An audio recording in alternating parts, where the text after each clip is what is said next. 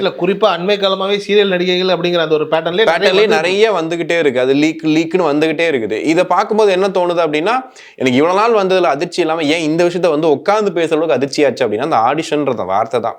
ஒரு ஆடிஷனுக்கு கூப்பிட்டுருக்காங்க அப்படின்னா, நீங்க ரொம்ப கரெக்டா சொன்னீங்க. அவங்க நடிக்க தெரியுதா, அவங்களுக்கு என்ன சீன் வேணும், இதெல்லாம் கேட்கலாம். பட் இதை டோட்டலா மாத்தி இந்த மாதிரி ஒரு பேட்டர்ன்ல தான் நான் எடுக்க போறேன் அப்படின்னா, இதுக்கு நீங்க வேற ஒரு விஷயமே பண்ணிட்டு போயிருக்கலாம். இதுல வேற அந்த ஆடியோல பாத்தீங்கன்னா நிறைய ஏகப்பட்ட விஷயங்கள் வந்து சொல்ல முடியாது வெளியே. அந்த அளவுக்கு வந்துட்டு ரொம்ப கேவலமா அதை நடத்துறாங்க, அந்த விஷயத்த பேசுறாங்க, சொல்றாங்க. இவங்களும் அதை பண்றாங்க, இன்னசென்ட்டா வந்து அவங்க பண்றாங்க, வைக்கிறாங்கன்ற மாதிரிலாம் இருக்கு.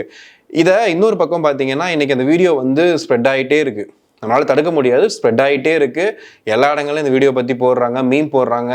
அந்த மீம் போடுறவங்கள்ட்ட தான் ஃபஸ்ட்டு பேசணும்னு சொல்கிறேன். ஏன்னா என்னதான் பார்த்தாலும் எண்ட் ஆஃப் த டே ஒரு பொண்ணு அது ஏதோ ஒரு வகையில தப்பு பண்ணிட்டாங்க. அவங்க வந்துட்டு மேபி தப்போ ரைட்டோ வாட் எவர் ஆகுது அவங்க இஷ்டம். பட் ஆனால் நடந்துருச்சு. ஆனால் இதை அப்படி பரப்புறதுனால என்ன கிடைக்க போகுது உங்களுக்கு?